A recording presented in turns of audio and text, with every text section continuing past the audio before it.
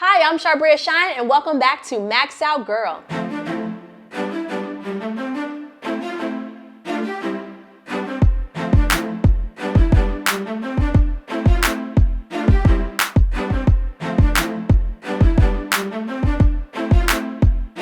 All right, ladies, so I am back today with another Women in Business Spotlight. Woo-hoo! Okay, so today we have a very special guest. We have Elsie Cardell, the CEO of Results Sales and Marketing. Hi, Elsie. How are you? I am super well. How are you? I'm doing amazing because I'm here with you. Yes. So I'm so excited. Let's jump right into it. So you're a CEO. Yes. You're a boss. Okay. So how long have you been doing this? Wow. I have been in the beauty industry in a sales capacity for 40 years. Wow. Now, You I look started good. as a child. You look So you started when day we were born, right? Right. You look good. Oh my gosh. Thank you. Right. So in beauty. So tell us about your company. What exactly do you do? We are a sales management company. Okay. So small and mid-sized businesses hire us to help build out their distribution. So when you think of it, it's like they outsource the sales department. So we vet customers, we make presentations for customers, we handle everything from promotions, everything it takes for that customer to manage their sales. Wow. Our specialty is beauty, and our customers that we focus on are big box retailers. Wow. So give us some example of big box retailers. Yeah, for example, so we sell to Target, Okay. Walgreens, Okay. Ulta, JCPenney. The big dogs. Yeah, all the major big box Awesome, retailers. awesome. So Yes. beauty. So what it entails your products when you say beauty? Well, most of our clients are hair care companies. Nice. So when I started, as I said, 40 years ago, it was the beginning of this of young black companies being available for consumers. So Okay. we were a part of that, of really making Nice. products, available. So a lot of our clients are hair care companies, like we represent Design Essentials, we represent TGIN, we represent Jamaican Mango and Lime, Wow. Trey Lux, Mixed Chicks, just to name a few. Wow, nice. So we've been fortunate enough, and we're excited about it. And our goal is to just really serve our customers Yeah. and be that gap closure, to be able to negotiate these big box retailers and make sure that they have the best opportunity for success. Wow. So now you're a CEO, you're banging it out, you're successful, you have your own business, you're fabulous. Thank but you you. didn't start there, right? So I'm No. sure it was a journey. You said you've been doing this for 40 years? Yes. Oh my gosh. So tell us about that journey, because some ladies or even the male might be listening. They're like, oh my gosh, like she's working with these, I call them the big wigs, the big box companies, but you didn't start there. So what was your journey like? Wow. So I grew up in Chattanooga, Tennessee. Wow, I'm really? a Southern girl. What? Yes, from the South. Okay. I went to Memphis State, which was then, now the University of Tennessee at Memphis. And then I started my career in sales. My first job was with M&M Products, the makers of Stay Soft Fro and Soft and Free, which talk about full circle. The father of that company is the founder of Design Essentials. Really? So full circle. Small world. I started at M&M 40 years ago, and now, so I always joke with his son, Cornell McBride Jr., who runs the company now, that I'm not working for your Right. son now. We've got 2 generations. But hopefully, you're done with it. Hopefully my company will. Yeah. So I started out, we were in entry-level sales. We would do merchandising, like when you walk in the store and see a person, promoting a product. Yeah. I did all of those things and really just worked my way up. I started as a merchandise, I worked as a sales rep, then I became a regional manager, and then I Wow. became a national sales manager, and then I became a vice president, and then I started my own company. Wow. So, because I had to read your amazing bio, I saw in there that at one point you were the vice president of L'Oreal USA? Yes. Tell us a little bit about that. Yeah, so I was managing the Mazzani business for the U.S., Canada, and Caribbean. Okay. And in that role, I was responsible for just, ensuring that the brand was distributed in all of the retailers that we just talked about. And that was a professional brand, so the Okay. consumer was a stylist as opposed to a consumer like you and I. So we managed the business, JCPenney, Hair Cuttery, Regis. It was part of the training ground. Okay. And what I would say about L'Oreal and that experience, it has been the gift that keeps giving. Really? Yes, because when I went there, I had worked primarily for family-owned businesses. Like Okay. I talked about starting with M&M Products, Yeah. and then I worked with Soft Sheen Carson. But these were Black-owned, family-run businesses. Yes. So the segue to L'Oreal corporate, one of the global giants, Yeah. was very different. But it was good and it was different in a good way. Yes. I learned so much from them just about how they see business, how they run businesses. So when I talk about the gift that keeps giving, it was just that. And then I was able to take that expertise and share it, with my staff and with the people that I work with who just may not have that exposure to just managing businesses in a tough economy, especially. Wow. So how did you get into L'Oreal? You were working with, I guess you call it like the mom and pops or family owned. How did you segue into that? Was it a connection? Was it you saw that they were hiring? How did you get into that? Well, a couple things. First of all, I want to clarify on the mom and pops. I was working for Soft Sheen, but at the time, Soft Sheen was an $80 million business. Oh, so it ain't no mom and pop. No, it was a black-owned business. It started right here in Chicago. Okay. Wow. Yes, with the Gardner family. So it started family-owned, but it was not a mom and pop. Correct. It had grown past that. Correct. Gotcha. Correct. And actually, L'Oreal purchased the company. Oh, really? So as a part of the acquisition, L'Oreal made some decisions around some management team members that they wanted to relocate to New York to manage the business under the new umbrella. Wow. So And it was I was kind of one like of a those smooth people. transition to get into that. Yeah. Not that smooth. Yeah, smooth is relative. And what I say there, which I think is really key, and for your audience, when you've been an entrepreneur and you're now moving to corporate, those are two very different things in how you move and how you navigate. Yes. And for me, there was no key learnings. There was no one to say, this is how it happened here, and now this is how it happens there. So you had to adjust quickly? You have to adjust quickly. And one of the things I remember about my time at L'Oreal, I'll never forget, I was making a pitch one day to the global president of L'Oreal. And L'Oreal is so big and so massive that they would do a dossier before he came. So they would come in, take your most recent picture, your most recent bio, put it in a book, because this is the global president. He doesn't know everybody. So when they're meeting with you, he's looking to see who he's talking to, what you're doing, what your role is for the organization. Nice. So I'm meeting at the highest level, and they are literally just, I must have felt like I was in a firing squad. Really? I mean, they were just relentless. And I was just so upset. And I can remember after the meeting ended, I was invited to the corporate dining room to dine with them. And I can remember saying, I was just mad, just fire hot. I'm not eating with them. You see how they just treated me? And now you got to go eat with them. Who wants to do that? And a gentleman who was with L'Oreal Corporate came to me. He said, it is a huge honor to be asked. Do you understand? That is the global president's. That's just not an everyday invitation. Yeah. And I was like, but you were in the room. You saw, he said, none of it was personal. You were sitting here asking for why they should invest in your ideas on how you want to drive this business. So if you couldn't stand up to their questions, then they're not going to fund that. Right. So your ability to stand up to their questions and answer them and tell them, and at the end of it, they were like, all right, good, let's go to lunch. They're like, we don't want that, but let's go eat. No, and they were endorsing that the ideas and the strategy that I was bringing forth for the brand. But you just didn't like how they were, kind of. Yeah, and my point is, you don't know what you don't know.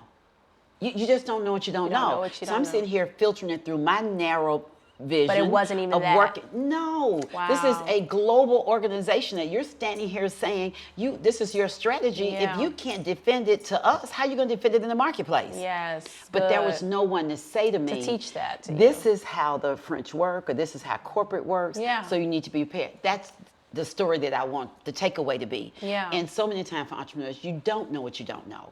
So when you're in a business, if I am a huge proponent of mentors. Yes. They are invaluable to help you navigate those spaces, to help you be as best prepared as you can be when you are in those rooms to be able to win. I love that. Oh, wow. So would you say in your journey, was there any major challenges that stand out to you? Because we know there were challenges within that time that stand out to you that you kind of just feel like maybe you can share that you had to overcome? Was there anything? Yeah. What day you want to pick? Any day. So yes, as an entrepreneur, in most cases, you're everything in the organization. Problem number one. And I laughed because I can remember I was getting a phone call one day, and the guy called. He said, I'd like to speak to HR. I was like, this is she. And then he said, now, can you transfer me, to the head of operations? And I said, this is she. Then I said, listen, if you're calling here, this is she. Yeah. Say I'm it. That's it as an entrepreneur. So that's funny. That's one of the difficult challenges. You're trying to do everything. Yeah. So your first opportunity, my first recommendation is the things that you're not good at, that you find someone else to do them. Okay.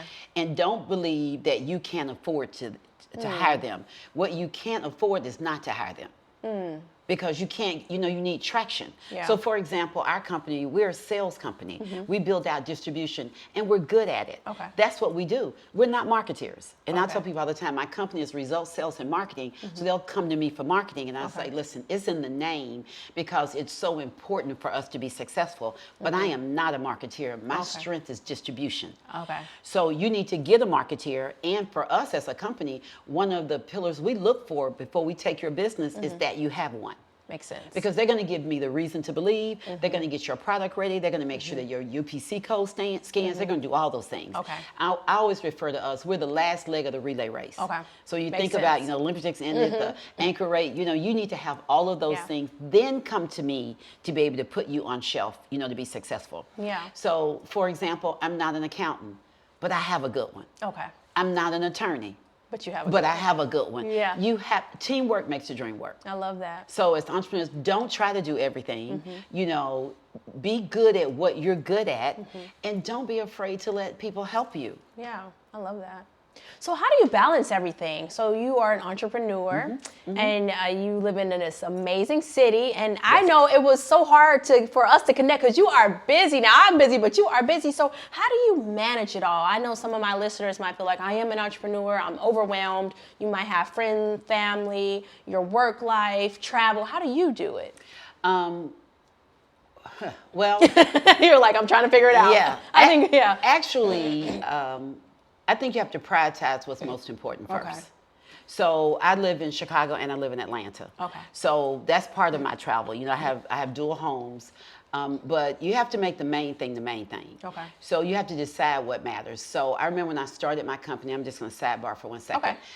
One of the things I made a commitment to was so many businesses, especially African-American business, would always have tax issues. Okay. So I made a commitment early on that wasn't going to be my issue. Okay. That I was going to give to God what belonged to God, and I was going to give to Caesar what belonged to Caesar. Yes. Just out the gate. So I use that same kind of approach in life. Is it nice or is it necessary? So, I like that. what do I have to do? Even around everything I do in funding, I'm going to tithe, then I'm going to make sure I pay myself, and then I'm going to pay the bills. Same thing in the business. I'm going to have self-care. I'm going to take care of myself because if I don't take care of myself, who can run the business? Yeah. And it's not easy. And I'm saying it as a single person. Okay. So when I eat, my whole family eats. That is very different than you have to go home and fix dinner for your husband. You got to make sure your children's homework is done. You got to get the kids off to school. Yeah. You got to come back and run the business. You're at home. It's a lot. Yeah. So with that, I think you do it a bite at a time. Yeah. You look at what you can do.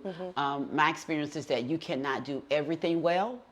So That's true. focus would be the word. Focus and prioritize what's most important things. Exactly. That's what I'm hearing. Exactly. Okay. Good. I love that. So with all of your success, how important has community or giving back, excuse me, how important has that been to you? Because I know you have something to do with an organization for young girls. Yes. Tell me a little bit about that. Yes, I am the board chair for the Ladies of Virtue. Okay. And we are an organization that mentors young African American girls, and actually girls of color, but specifically the focus is African American from the South Side, West Sides, from impoverished or just challenging neighborhoods to be purpose-driven leaders. I like that. The organization is phenomenal. I think you may have met Jamila Trammell. Yeah, she was on our podcast. Check that one out. Oh my goodness! When I tell you, Yeah, she's awesome. We just did our State of the Black Girl Luncheon, our first know. one, That and was it was awesome. amazing. Really? And that story is my girlfriend, actually a good friend of mine, Toy Salter, was being honored. Okay. In 2017, I went just to support my friend. I was so impressed. I went up to Jamila and said, I'm just so impressed. Yes. Fast forward 7 years later, I'm board chair, can't get Wow. enough. And the I work love it. that they're doing, because if you can see it, you can be it. And these young girls are doing amazing things. At the brunch, young ladies who just started, one's now a psychologist. The other young lady is interning this summer at L'Oreal in New York. This is amazing. So, one, we have to give back. Yeah. I grew up in the South, so Okay. I've got all these Southern Elsieisms Yes. and, family, Elsieisms. community. So Yeah. it is a pleasure. So we have to give. And I have been extremely fortunate because I've been in beauty and primarily hair care for my career. Yeah. So I have earned my living from people who look like me. Yeah. At the end of the day. Yeah. So to me, I think I have a That's double awesome. dose of responsibility to ensure that others have those opportunities that come behind me. I love that. Yeah. I love that. So what could you say, or what advice can you give to a woman who's watching this, and we're all about maxing out? If she's like, well, how can I max out my career? How can I get to a level of success or be that great entrepreneur? Any advice or anything that you can tell that person? Yeah. The key advice I would say is you are enough. Believe in yourself and know that you are enough. I like that. You are not looking for anyone to validate your dream.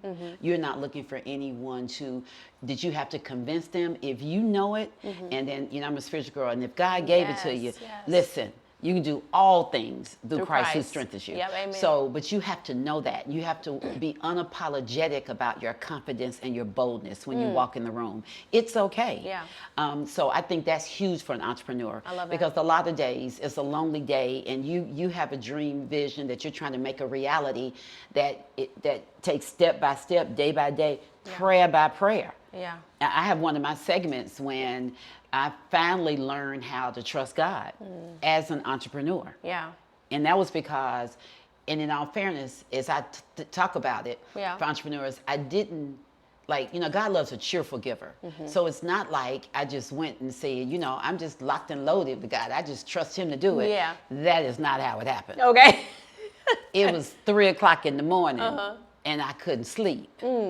Because I didn't know how I was going to make payroll. Right, yeah. And I had people who had committed to my dream to feed their families, relying on my ability to get it done. Makes sense. Yeah. And I didn't know how it was going to happen. Makes sense. Yeah. So at 4:30 in the middle of the midnight hour, felt when stressed. I still couldn't figure it out, and at that point, when I said, I surrender. Yeah.